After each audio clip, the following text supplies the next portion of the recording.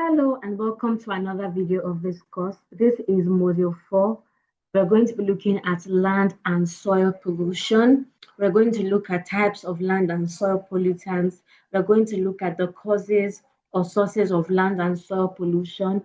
We're going to look at the effects of soil and land pollution on the environment.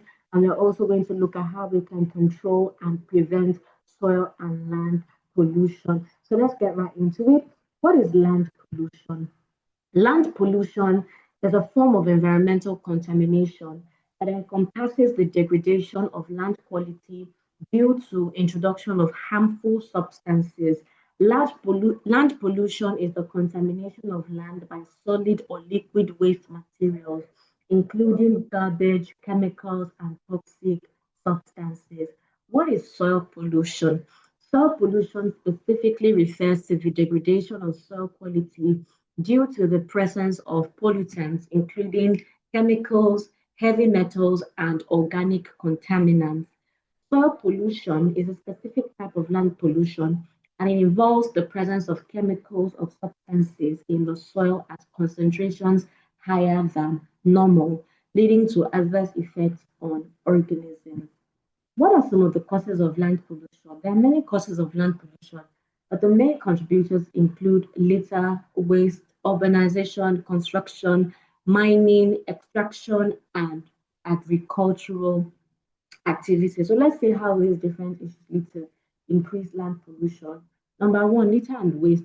Littering, the improper disposal of waste products, is unfortunately common. Not all litter is intentional.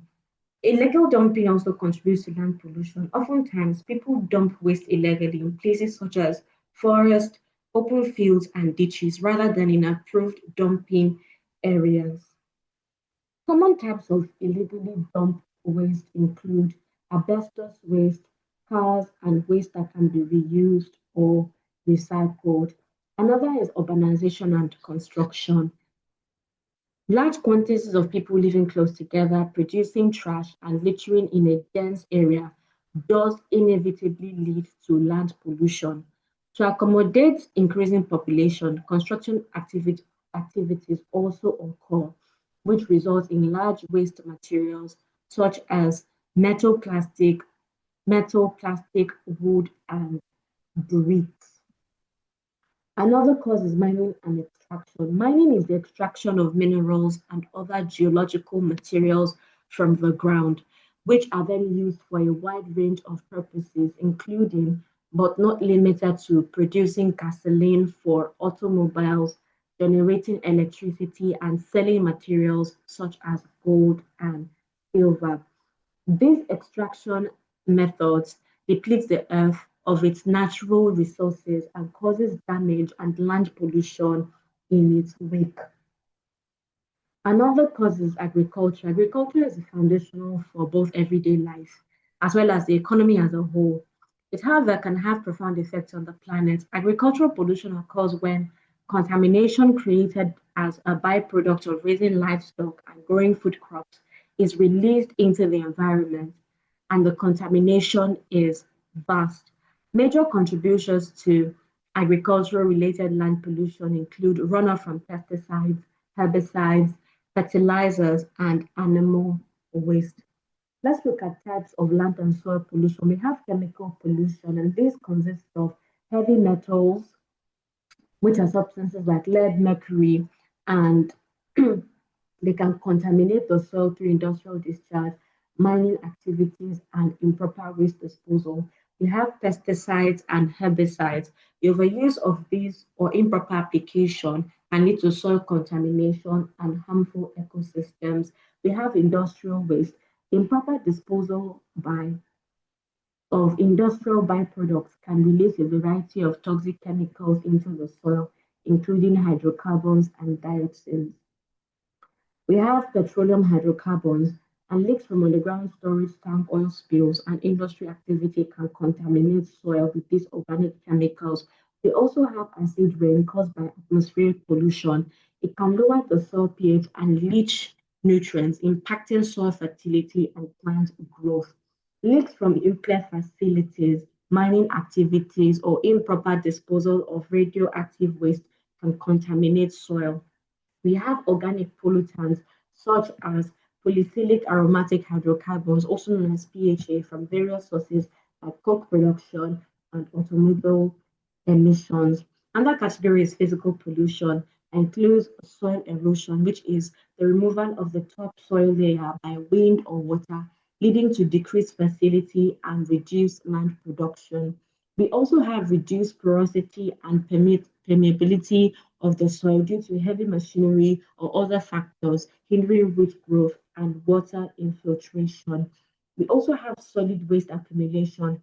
Improper dumping of garbage and solid waste can contaminate soil with organic matter and leaches, impacting its quality and fertility. When mines are abandoned, the release of acidic water containing dissolved heavy metals and other pollutants can contaminate surrounding soil and water. Another category is biological pollution, and this includes pathogens, which we already know are disease causing organisms. We have biological contamination because the presence of harmful biological agents, including pesticides and herbicides in the soil, can harm plants and microorganisms in the soil. We also have industrial waste as another category. Industrial waste located within or nearby could contribute to chemical pollution through improper discharge or waste disposal practices. We have agricultural practices. Intensive farming with excessive use of pesticides and fertilizers can lead to soil contamination. We also have solid waste management. Inadequate waste disposal and landfill management can result in soil contamination and leachate pollution. There's mining and also construction and demolition. Construction activities and demolition debris can contribute to physical pollution, including soil erosion and compaction. So, what are the effects of soil pollution? There are numerous that affect plants, animals, humans, and even the ecosystem as a whole. So let's look at them under the following categories. They have effects on human beings.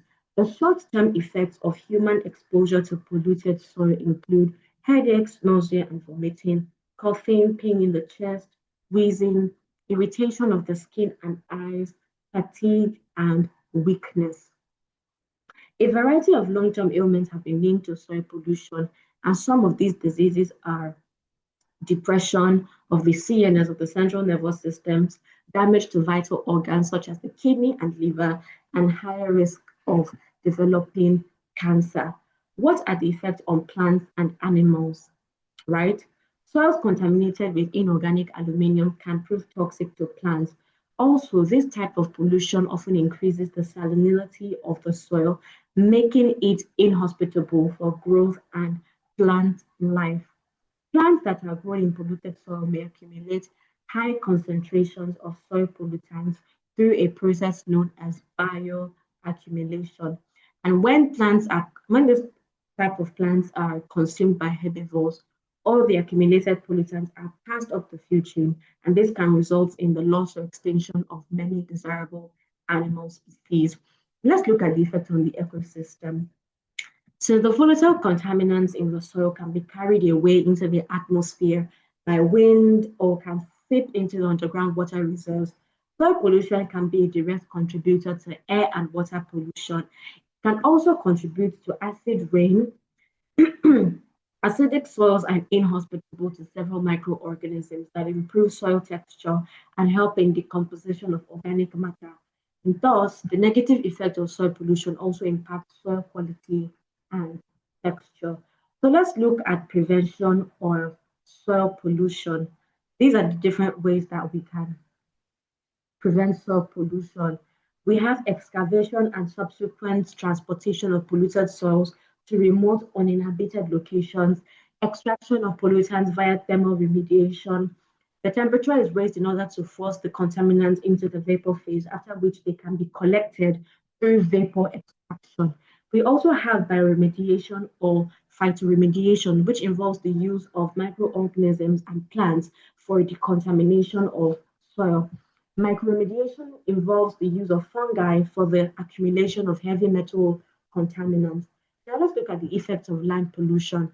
We also have contamination of drinking water, polluted soil, which leads to a loss of fertile land for agriculture and a reduction in the availability of food, climate change, which causes an onslaught of disastrous problems, including flash floods and irregular rainfalls. We have the endangerment or extinction of species in wildlife, and we also have habitat destruction, where animals and plants are wiped out in certain areas. We have habitat shifting, where animals are forced to flee where they live in order to survive. An increase in wildfires due to polluted areas becoming over dry. We have increase in air pollution, which burning waste contributes to. We have increased soil pollutants that can enter the body through food chain and cause health issues. We have increased human health issues, including cancer, respiratory illnesses, and congenital disabilities caused by harmful chemicals and substances. So let's look at the control and prevention of land pollution. Number one, we need sustainable agricultural practices, right? Farmers, for instance, can use natural ingredients by switching from biofertilizers to manure or enrolling in programs that provide education and resources regarding sustainable farming. On the individual level, supporting environmentally conscious local farmers at your closest farmers market or local groceries can help to build up businesses for farmers with more sustainable farming practices. We also have reforestation, and this involves the replanting of trees in an areas. This will be needed for areas that have experienced wildfires, for instance, or where trees have been chopped down and milled. This process helps to bind the soil, which helps to protect it from land pollution and prevents soil erosion and flooding. Another method is solid waste treatment. When solid waste is not properly treated, it can increase the level of toxic chemicals and hazardous substances in the soil. Chemical treatment methods under a controlled environment can help reduce land pollution. The solid waste treatment method includes neutralization, and this treatment alters the pH level of waste before it gets dumped into landfills. Another method to prevent and control land pollution is recycle, reuse, and reduce. At the individual level, there are many things we can do to reduce our contribution to land pollution. And one of the simplest ways to do this is to reuse, recycle, reduce and recycle items so that you aren't creating waste out of a material or item that still has a purpose. And finally, we have composting. Food scraps and yard waste together currently make up more than 30% of what we throw away. So minimizing and repurposing waste helps preserve the environment. Thank you for watching this video. I will see you in Module 5. Bye for now.